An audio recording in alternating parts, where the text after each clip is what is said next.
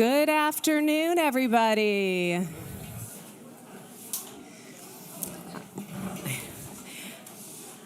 I know there's a lot of really fabulous food and organizations around, so we will get to that in a moment.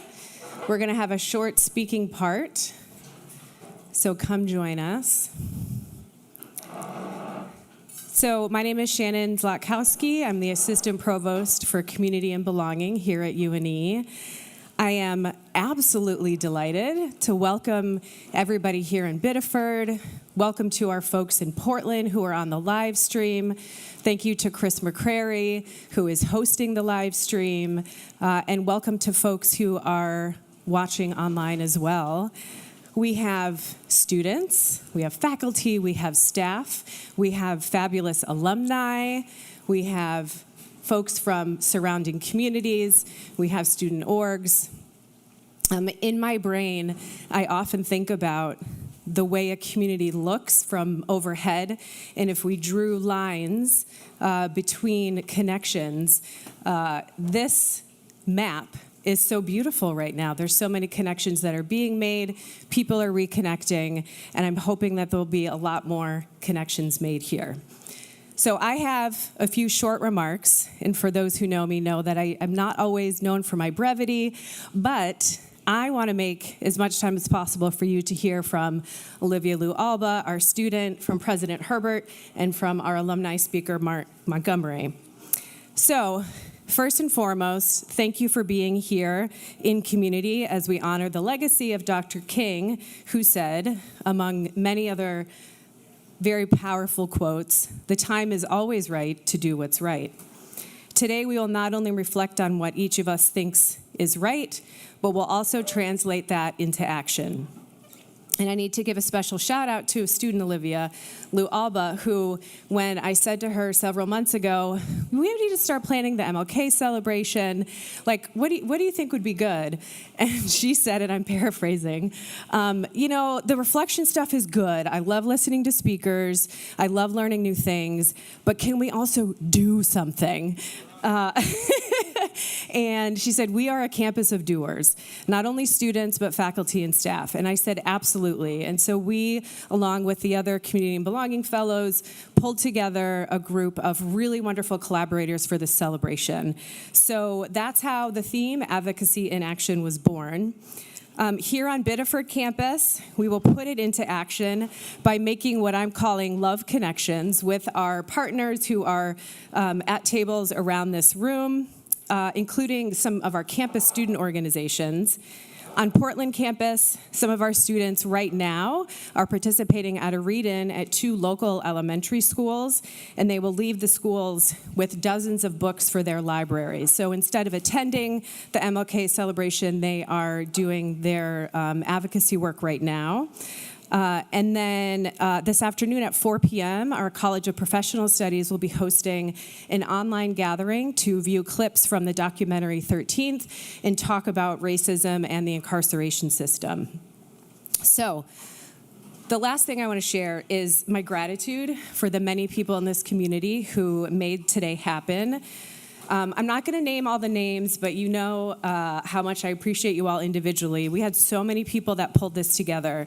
So the MLK Celebration Committee, the Communications Office, Safety and Security, Parkhurst, Audiovisual Team, Campus Operations, the Office of Service Learning on Portland campus, all of my Community and Belonging Fellows who are here and around the room, Student Affairs on Portland campus, and the 25 or so Maine and UNE advocacy organizations who are here for our advocacy fair. And to our speakers, Olivia, James, and Mark, and also a special thank you and welcome to Lisa, Mark Montgomery's wife, who made the homecoming trip with him. And some of the fellows and I had dinner with Mark and Lisa last night, and it was absolutely delightful. And I cannot wait for folks to meet Lisa and to hear from Mark and meet Mark as well. So, while I have so much more I could say to this beautiful community, I am thrilled to pass the microphone along to student Olivia Lou Alba, who puts her advocacy work into action every single day at UNE and beyond. Welcome, Olivia.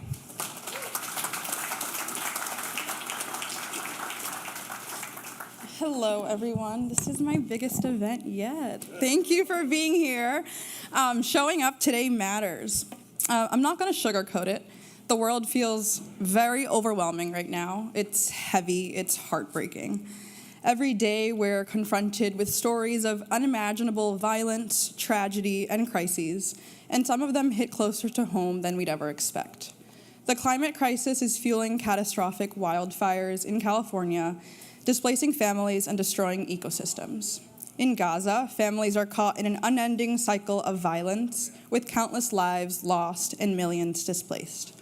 In Sudan, a brutal civil war has left entire communities shattered and forced millions to flee. Somalia faces a famine so severe that children are literally starving to death. In Afghanistan, women and girls are being erased from public life, stripped of their basic rights to education and freedom. And right here at home, gun violence has become a devastatingly normal part of life for too many communities. Indigenous women continue to go missing and murdered at alarming rates. Mental health crises are growing among people of all ages and identities, and systemic inequalities still deny so many the access to education, healthcare, and basic human dignity. It's a lot. It's too much to hold all at once. And if you're like me, you've probably had moments where you've thought, what could I possibly do? I'm just one person. But the truth is, we can do something. Advocacy doesn't mean fixing everything all at once. It means refusing to do nothing. It means using whatever power, privilege, or resources you have, whether that's a quiet act of kindness or a bold effort to push for change. Maybe it's writing a letter to a senator, donating to a relief fund, or volunteering to prepare meals at a shelter. Maybe it's standing up for someone who's being silenced, supporting a friend in need, or making a choice that helps the planet. Advocacy isn't about having all of the answers. It's about having the heart to care and the courage to act. Dr. King said, "Our lives begin to end the day we become silent about things that matter." That silence, that inaction, that's what allows injustice to persist. But we are not powerless. We're here because we believe in the possibility of change. There are nearly 25 organizations here on our Biddeford campus working to make a difference in Maine and beyond. These are people who have turned heartbreak into action, tackling issues like homelessness, food insecurity, climate justice, and access to education. Start here, talk to them, learn about their work, and discover how you can be a part of it. And for those attending this event on our Portland campus, you have the opportunity to take action today by writing postcards to people in Maine preparing for re-entry after incarceration. This is no small gesture. Offering support and connection is a powerful foundation for advocacy. Or maybe your heart is called somewhere else, to global efforts, to helping rebuild communities after disasters, or to addressing an issue that hasn't been tackled yet. That's okay too. The important thing is to begin, to take that first step toward contributing in a way that feels meaningful to you. The world is overwhelming, yes, but we are not helpless and we are not powerless. Today is your opportunity to step forward, to take action, to create ripples that can lead to real change. Thank you for being here, for showing up, and for choosing not to stay silent. Thank you. And thank you.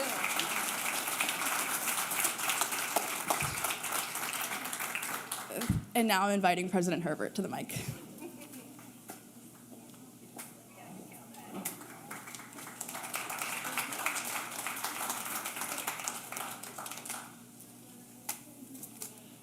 So that was, Olivia, those remarks were very inspiring. Thank you very much. And I want to extend, where's my remarks? A special thank you to the fellows. You guys do amazing work, and I'm very grateful for what you do to make the UNE community a better place and to make the world a better place. So thank you very much. Can we give it up for the fellows?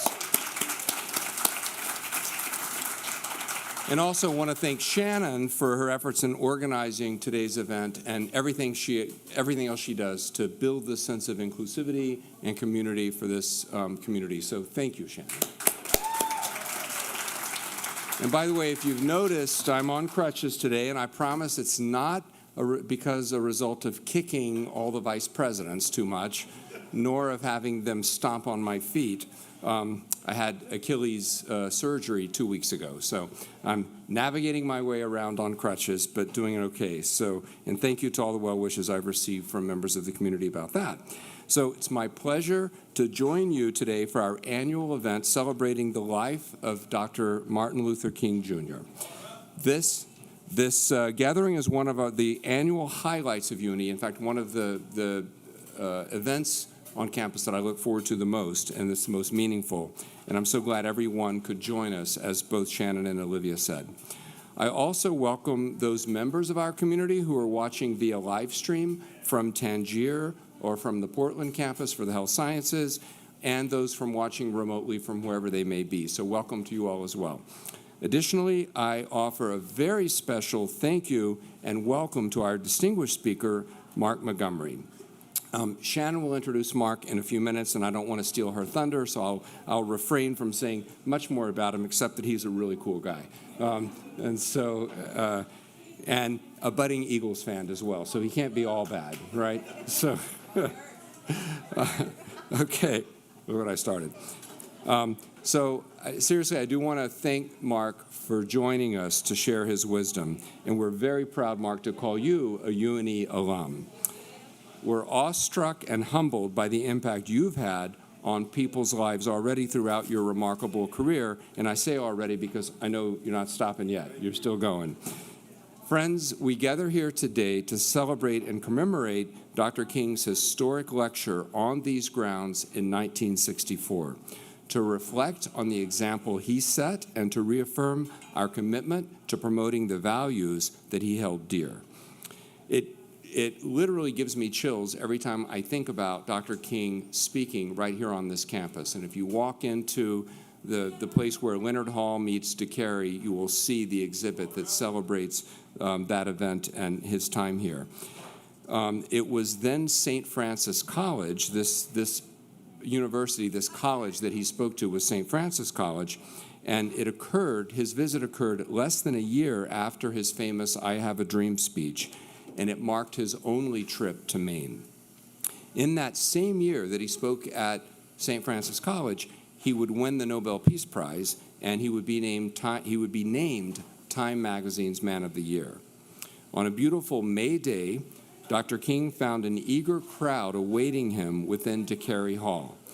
He spoke about the dire need to end racial segregation in America, about the economic inequality that was pervasive at the time, and about his dream that America might one day become a nation in which the color of one's skin was irrelevant to the opportunities available to them.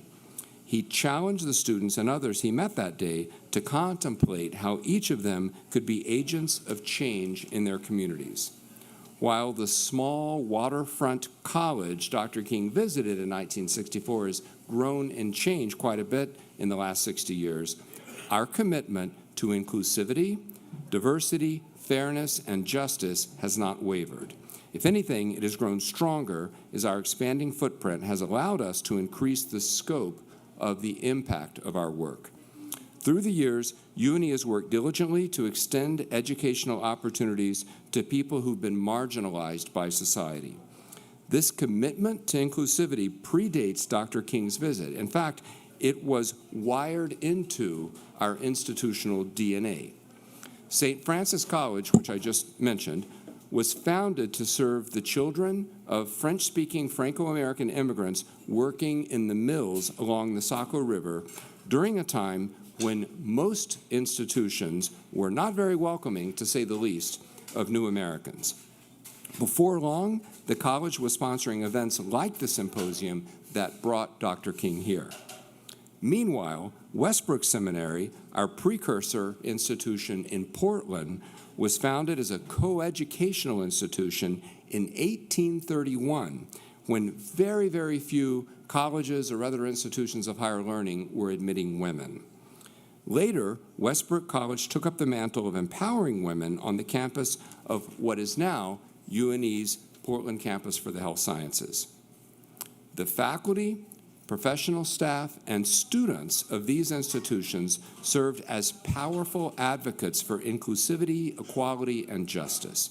and then their graduates carried on those values into society as alums, like Mark, extending their impact far beyond the campus gates. Eventually, St. Francis College merged with the College of Osteopathic Medicine to become UNE, and then UNE in turn merged with Westbrook College and evolved further to become the modern university that we know today. It is our privilege to carry forth the foundational values of our institution. We live in a diverse society, diverse across many dimensions of human difference, and we believe our community must reflect the richness of that diversity in the context of a strong spirit of community and belonging. But sadly, there remains much work still to be done for us to fully realize Dr. King's vision. As just one example, racism and discrimination still exist in America. And even when our current discriminatory practices are no longer operative, the lingering consequences of past racist practices too often continue to plague our society. So while we celebrate the tremendous advances towards racial and economic justice since Dr. King's remarkable life, we must avoid complacency. We must not let down our guard, and we must be proactive. Our UNE admissions team works tirelessly to ensure our student recruitment efforts reach the broadest possible demographic of students. Consequently, in recent years, as a result of those efforts, our incoming classes have been among the most ethnically, racially, and geographically diverse in UNE's history. We work equally hard to ensure our campus climate is welcoming and supportive of all students once they arrive. These commitments are spelled out in our strategic plan, which makes ensuring a welcoming, vibrant, and inclusive community are among our key priorities. The theme of today's event, Advocacy in Action, and the accompanying activities on both of our main campuses are intended to empower you to do your part to create the more just society that Dr. King envisioned. And as Olivia mentioned, as she actually said so eloquently, we all have a role to play. And I'm grateful to each of you in this room for your partnership in this important work. It's now my pleasure to turn things back over to Shannon. Thank you all again for being here.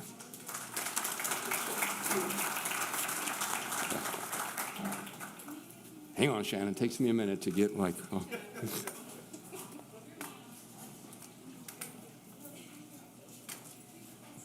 Thank you, President Herbert. And just to call attention to the boards that are behind me, these are actually from our library archives. And this, well, it's not up on the screen, but it will be momentarily. Thank you, Dave. This board over here is Dr. King and a whole bunch of UNE folks in the DeCary, what was the DeCary cafeteria. So this campus has a living history that's remarkable. So I am absolutely thrilled to introduce my new friend, Dr. Mark Montgomery. So I'm going to read you his bio.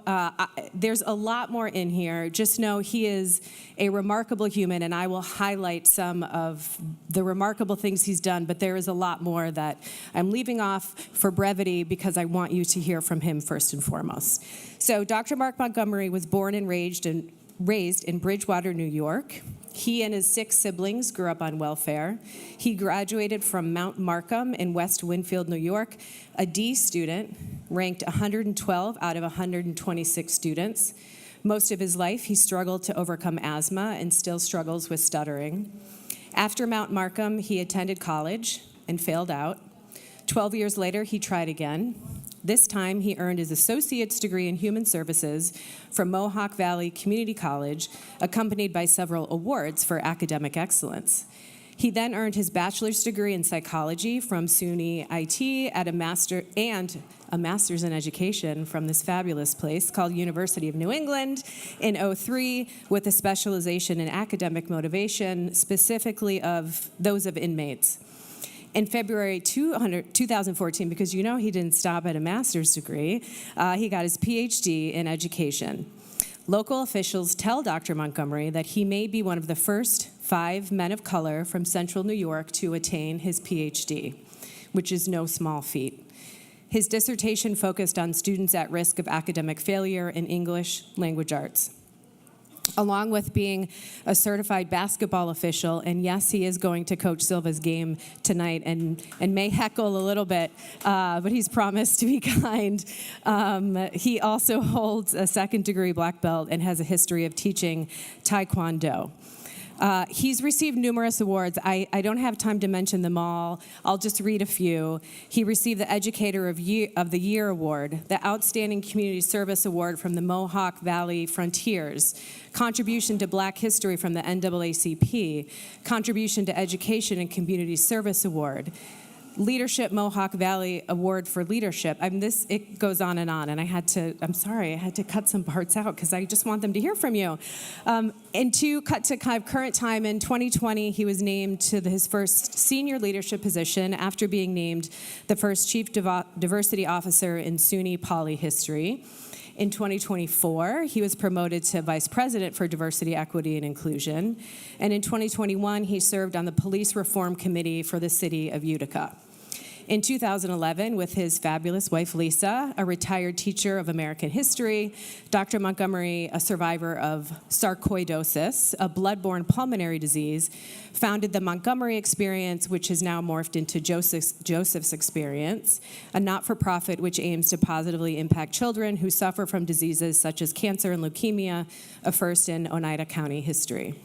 This organization also honors his brother Joe, who lost his battle to cancer.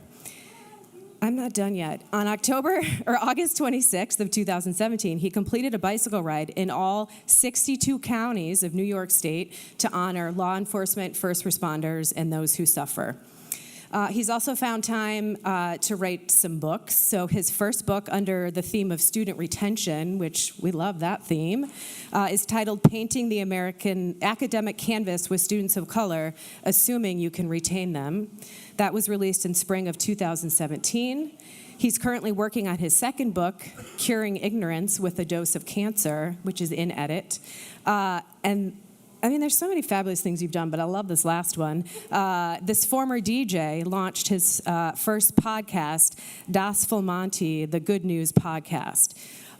What his bio does not say is he is one of the most positive, just kind of connected. He connects people, he tells stories.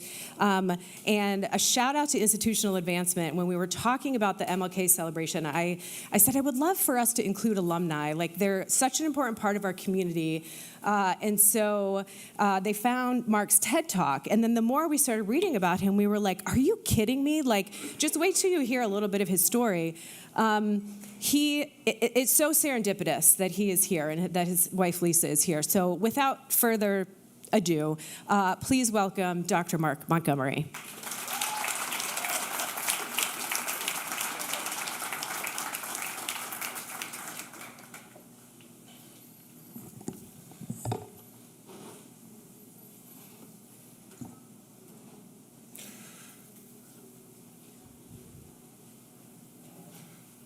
Good afternoon. Can you hear me okay? Outstanding. First of all, a couple disclaimers before I get into my remarks. It was really interesting on the way up here. I have a tendency to say to people when they come to visit our campus, welcome home. And when we cross the border to Maine, I see welcome to Maine, welcome home, and I'm like, this is really getting strange on the way up here.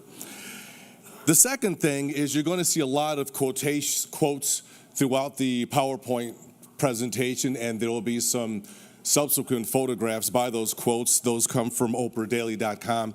I encourage you to look at that because it outlines 50 phenomenal quotes from Martin Luther King.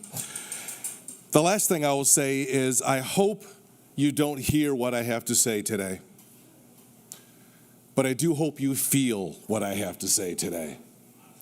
What I bring to you today is nothing special.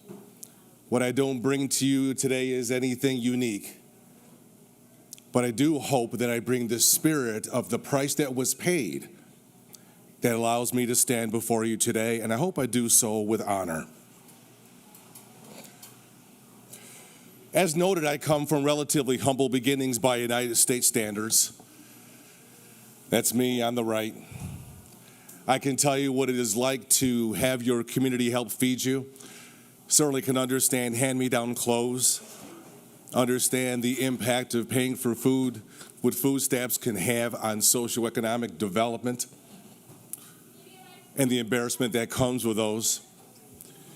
As I often tell students, to be thankful and to remember from where you've come.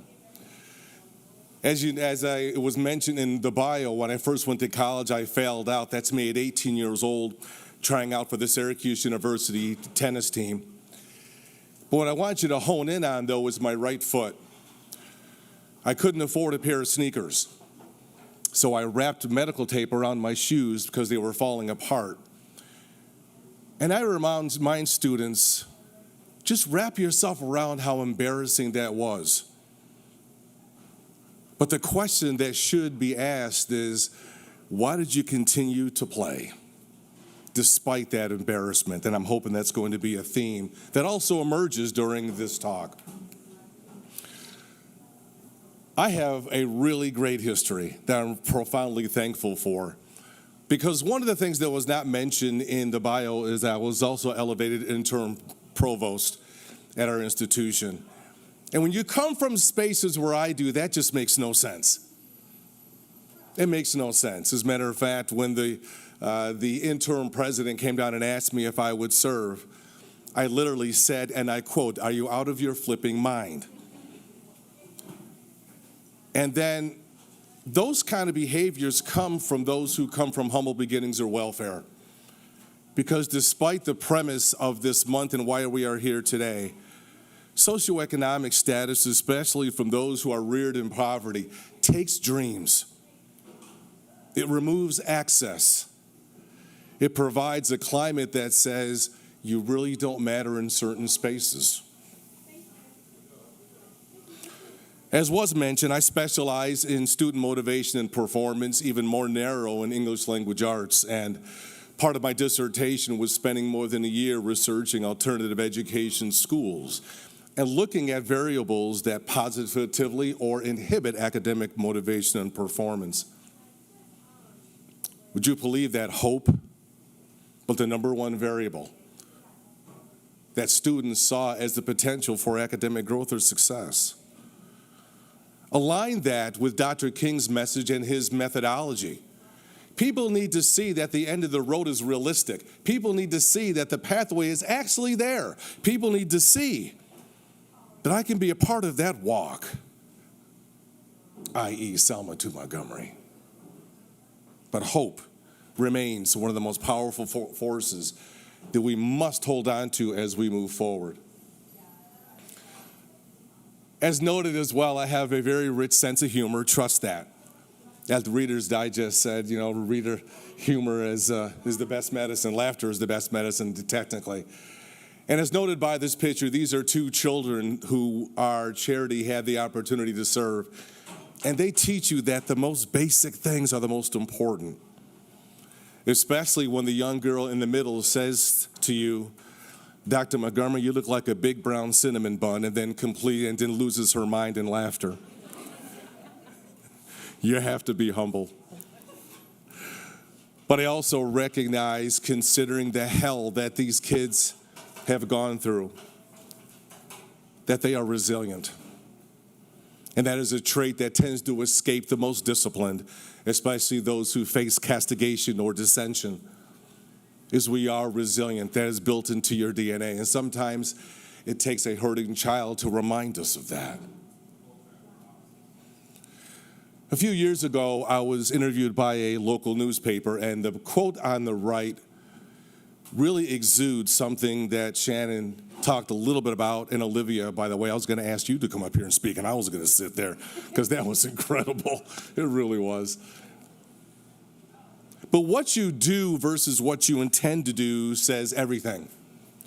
We are really good at, I think I'm going to, I thought about, but that is not how you gain respect, integrity, or motivate those around you to let you know that you are, in fact, authentic. It's by what we can see, not what we hope you can see. And clearly, when we talk about diverse landscapes in the educational processes, this is why it's important to have faculty and staff echo the populations that you serve. Because even at looking phenotypically, I want to be able to look at somebody who is in front of my class or walking down the hall or giving me advice, that there is the remote possibility that we can empathize with each other. Because I know if you understand my pathway, and we can have really profound and deep and authentic conversations, and I feel like you feel me, and that you truly care, I'm going to follow you to the end of the earth, and I'm going to succeed in your honor.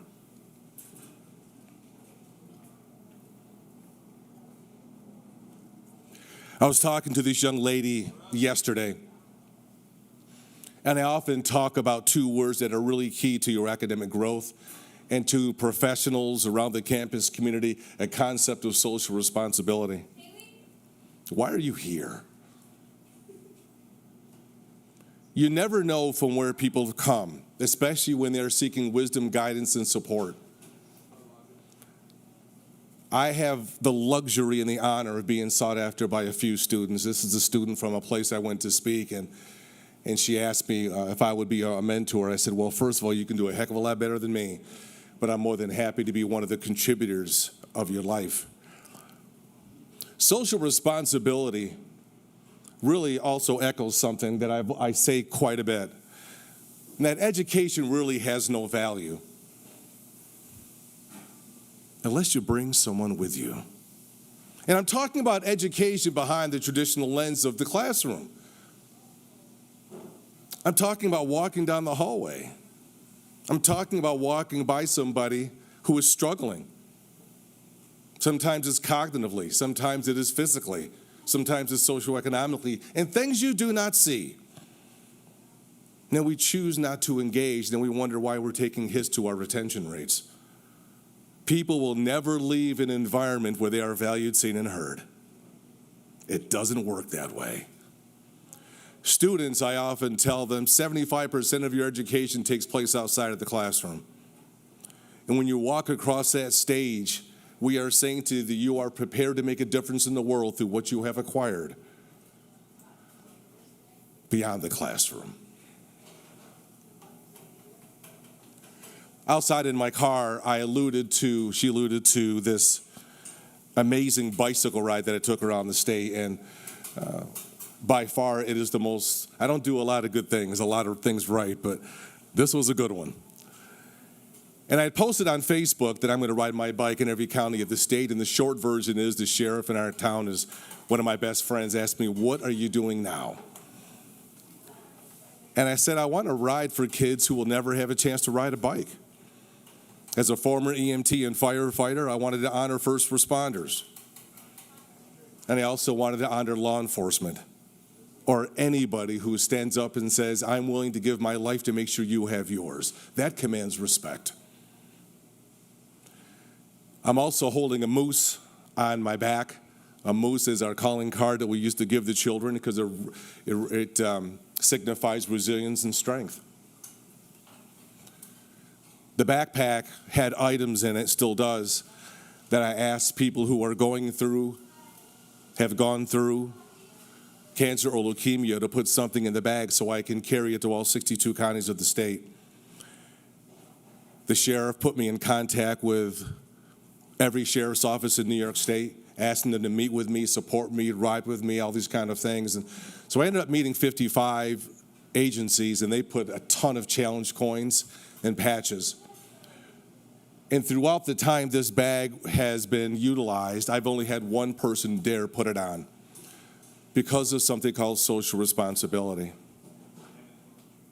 The question is, what are you going to do that has an impact like that that brings people with you? Doing something simple like riding a bike.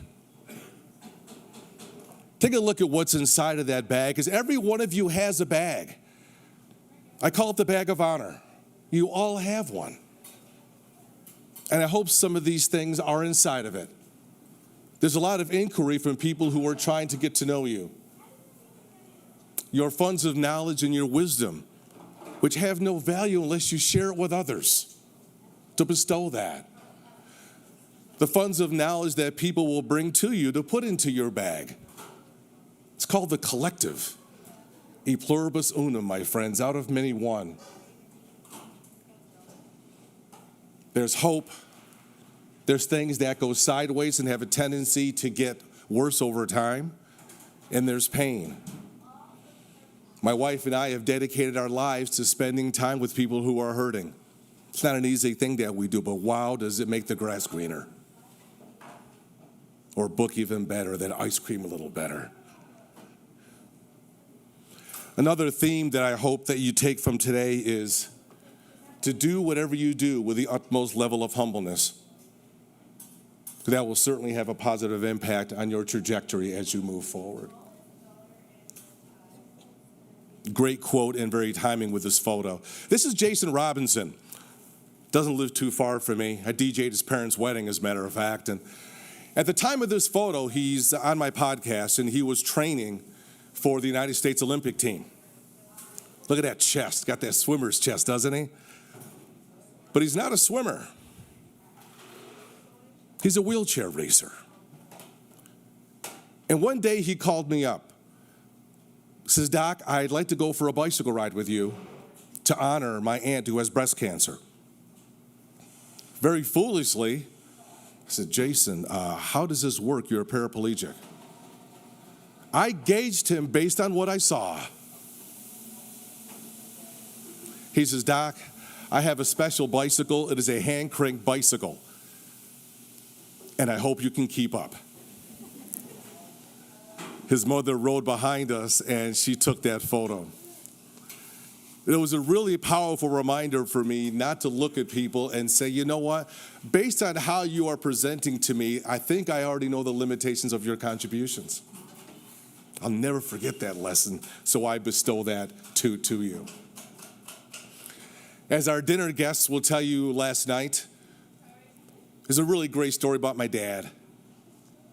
My dad was one of the greatest people I've ever known. God bless his soul.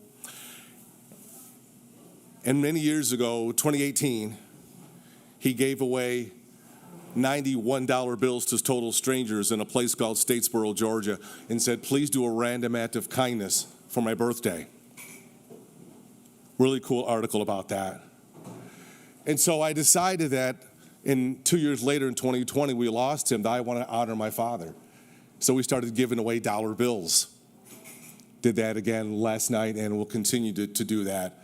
At this point, we're upwards of over $850. It's not a lot. But there's also some things I will not forgive my father for. One of those is introducing me to this activity called golf, where nobody's happy. So during 2020, I said to my wife, why don't we do something really cool to honor my dad? Why don't we travel around every Finger Lake? There's 11, not 5. And I'm going to pop a golf ball in every one of those Finger Lakes to honor my dad. Please take the photos. I found out later it was littering by New York State standards to hit a golf ball into a body of water. So I went online and I found biodegradable golf balls. I never got stopped by the police, but I was fully prepared. Even though these two bodies of water are not their Finger Lakes, I still continue to pop golf balls because it keeps my father's memory rich. On the right is a place called Cazenovia Lake. In the middle is Blue Mountain Lake in the Adirondack region at 5 o'clock in the morning before I head out and go bass fishing and turn the world off. And that's my dad in the middle holding a dollar bill as we talked about that story.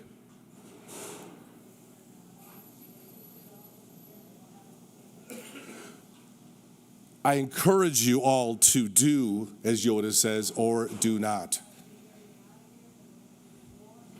And what I'm hearing by way of Shannon and by way of Olivia, as a proud alum, I can't thank you enough for making that commitment to doing.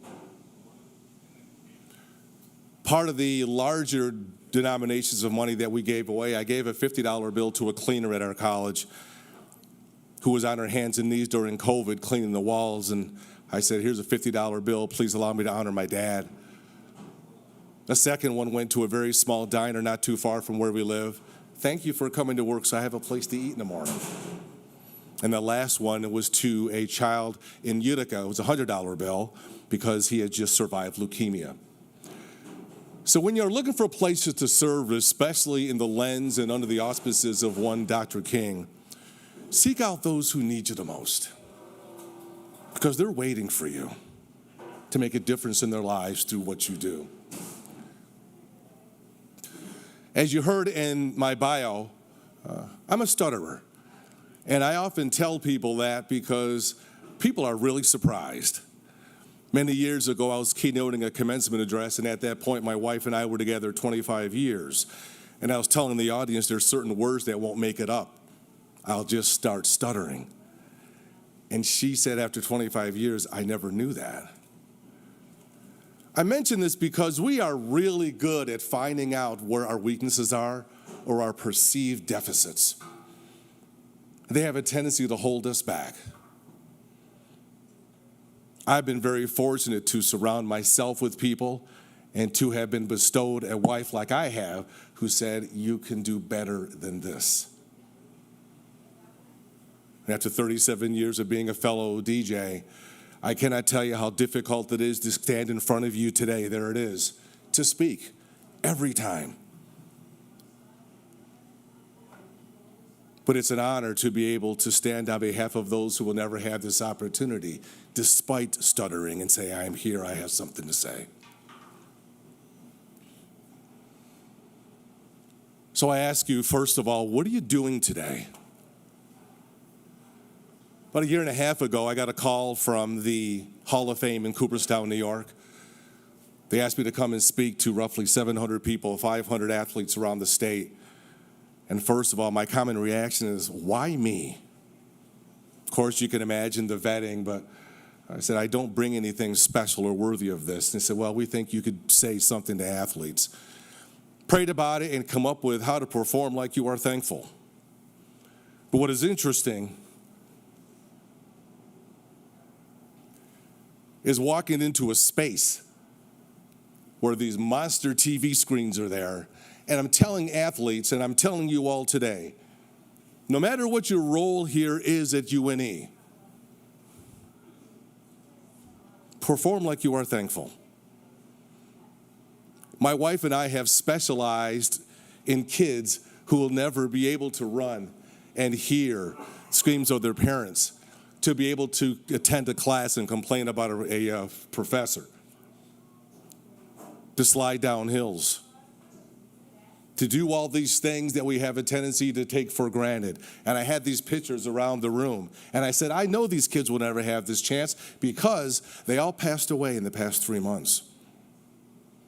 So I say to all these athletes, you are being provided a gift. What are you going to do with it?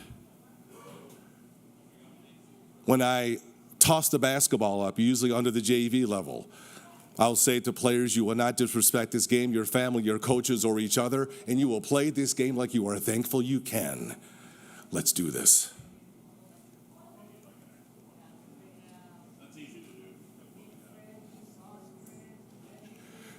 We have a tendency in our house to do.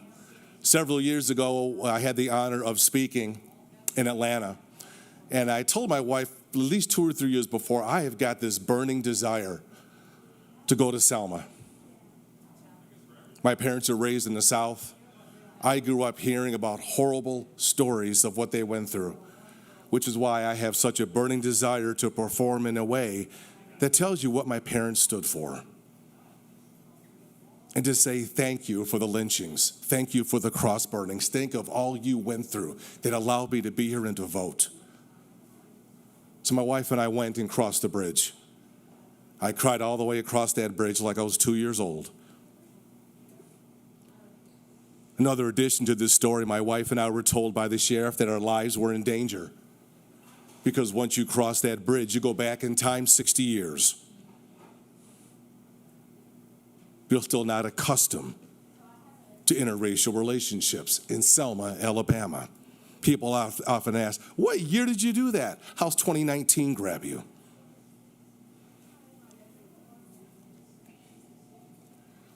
To people who are willing to change the world through their actions instead of intentions, how far would you go to forgive? A staple of Dr. Martin Luther King Jr. If you look up my name, you'll see in 2008, I had a noose hung on my door at my place of employment. What a powerful day. It got worse. Kids at our son's high schools were raising flags and hanging nooses off the back of their trucks. It really got real when the FBI came to our house and tell us that what had happened to me was elevated to a hate crime. What would you do when you found out who did this to you? They asked me that question. I said, sir, what did you see when you entered our home? Well, I see a shaman and I see martial arts. Yeah, we're all black belts here. Chose to forgive him. Ultimately, he turned himself in. I walked him through what happened to my family. Said, I forgive you under 3 circumstances. Number 1, we take a picture together and I can continue to tell this story. Number 2, I need you to remember what you did right, knowing what's waiting for you. Number 3, I want you to accept this photo of you and I together. I offered to do his community service hours with him, 450, before he went to prison. How far are you willing to go to demonstrate your commitment to making the world a better place? This is really great because this is the last day at a place called Alfred State College where students were stopping by to say goodbye and taking their selfies. And we remind each other that we have to have a robust sense of humor and to be part of a collective called the human race, because people will try to find you. Quite often you'll see my wife and I with the top down, whether we're going to get ice cream or just out to breathe that air, just because it's a thankful day. I want you to do me one quick favor. Look around where you are sitting, whether you are remote or not is irrelevant, and just do this to somebody right now. Go ahead, do this. Just point to somebody and do this. Doesn't cost a thing. A couple years ago, I was contacted by a school district. Mary Beth Napolitano was her name. She says, Doc, will you come and lift us up? What are you talking about? Come do an assembly for faculty, staff, and students. I said, what's going on? She says, a student had killed himself this morning. In the last part of the presentation, I had everybody stand up and do this to each other. And then I said, do the same thing to your superintendent who was over here. And what I said was, I just taught you how to see each other. Doesn't cost a thing. You know in your community who doesn't have enough food. You know in your community who identifies where they don't belong. You know in your community who doesn't have enough of anything. Or a friend. And when you walk by people who are looking for a little bit of inspiration, just do this. You don't even have to stop. You think it's your interest? You don't think it works? Just walk by somebody today and just do this and watch what happens. It gets great in my world, especially when I'm officiating basketball. Happened twice so far this season. I'll be on the sideline with a timeout, and I heard a student, hey, Doc, what is up? And they're up in the stands doing this to me. I'm like, oh. People are waiting. I say I'm a walking promise because many, many years ago, I got so sick I planned my funeral. Told the man upstairs, if you let me survive this sarcoidosis, I will dedicate my life to positive social change. I'm on a mission. Do this before that day knocks on your door. It will knock on your door. Do versus intend to do. One of the last things I want you to know is things will be thrust upon you when you least expect it. And the question is, what are you going to do when that challenge arises? Such a challenge was bestowed to me this past May at our commencement address.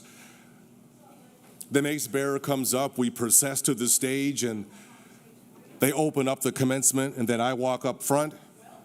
I welcome everybody, announce who I am, and then I announce who the national anthem is going to be sung by. This particular day, I get up there to do my thing, as James Brown used to say. I go back to my seat, we're standing and we're waiting, and 5 seconds later, we start realizing that the singer did not show. 10 seconds later, where you can see on the video, we're all looking around, where is the singer? And a woman to our right is our college council president. She turns around and looks at me, and I'm thinking, what are you looking at me for? In about 15 seconds, I said to her, if they don't come out, I'll head back up. She says, Mark, get up there now. So I go up to the podium, I take off my tam, and one of the faculty members yells, Doc, go ahead, you got this. The interesting thing, I don't believe in coincidence. My wife never comes to commencement and was sitting almost where she is now with the wife of the president because the keynote speaker was a good friend of ours and she came to support her. So I took off my tam, and for the first time I sang the national anthem. If you think that song is easy, try it. The first note determines the high note. And I say that because when I get nervous, I stutter. Got it done. How far are you willing to go when your opportunities come before you? They may not be in the form of the national anthem. They may be a student who says, can I just have a conversation? They will come. Please remember to take people with you. And please perform like you are thankful. I'm going to end with something that I hope is meaningful to you. Quite often people ask, what do I do for a living? I say, I have the greatest job in the world. I teach people how to eat ice cream. Quite often people laugh. I'll go around the room and I'll ask people what your flavors are. Then I'll say, I like soft vanilla with salted cashews. That's diversity. I'll try to get you all to a table because we live in a space where our differences in ice cream flavor causes issues. I wasn't raised to understand that flavor. I don't like it. It's against my moral, my religion. It's just against everything I was told. If I can get you to a table, one of two things is going to happen. I'm hoping curiosity in my flavor is going to strike you. We'll try each other's flavors. Some of those you're going to enjoy. Some of those you're not going to like. But I'm hoping you're going to feel and taste that ice cream. I didn't know it was going to taste like that. And then ultimately, if I can get you to a table, bring your own flavors, but just not at the expense of others. That's what I do for a living. I grew up during a time with a gentleman who was known across the country. His name was Paul Harvey.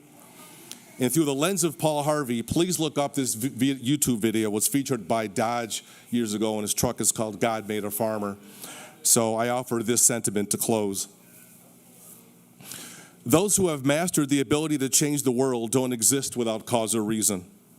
We need them, and they have to be unique because they are.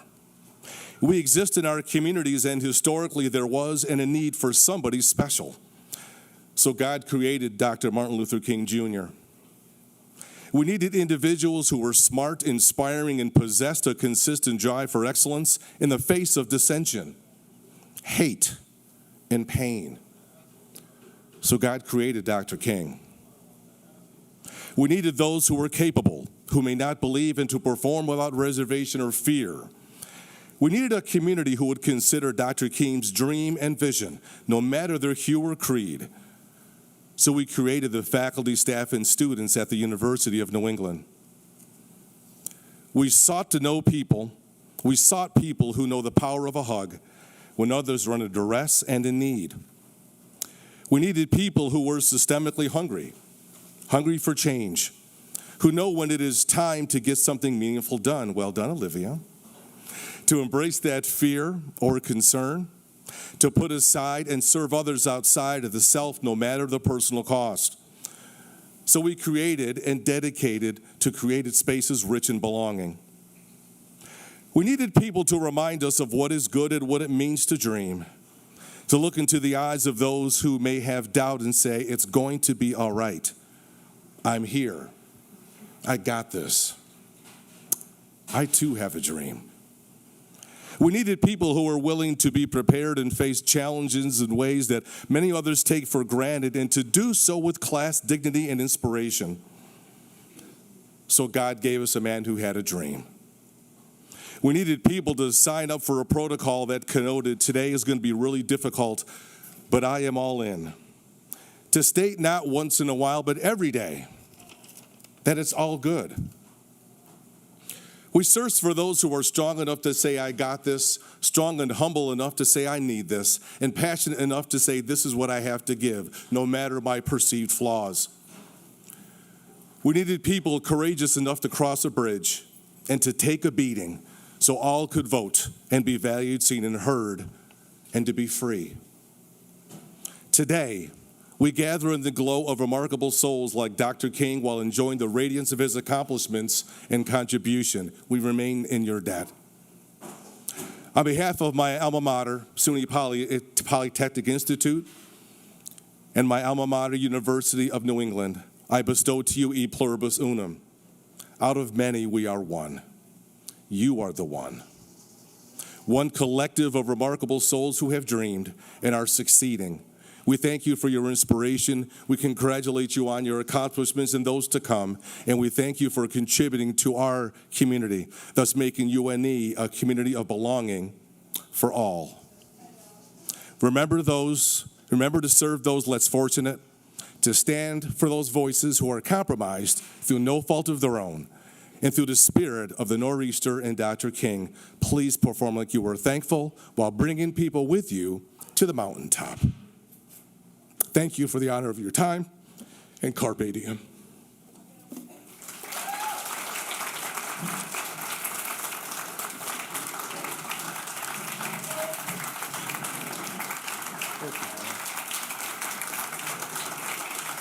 I almost made it. I did it.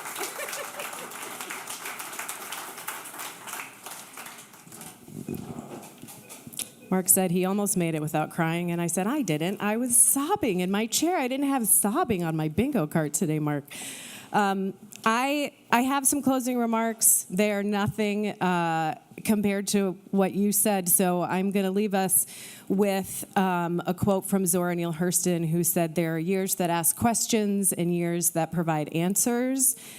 We may be in a place where we have questions and answers, but the answer today is to do something. So for folks on Portland campus, thank you for participating in the postcard writing campaign. For our online folks, thank you for choosing to show up today.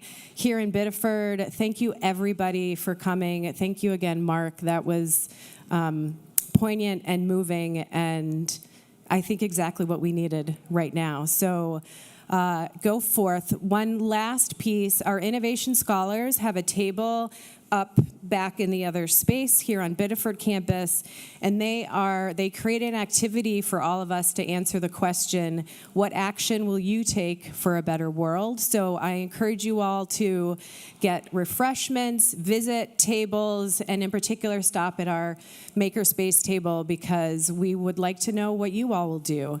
Thank you all for making the time to show up. You had a choice about what you're doing with your time. We are so grateful you are here. And go mingle, make connections, do something. Thank you.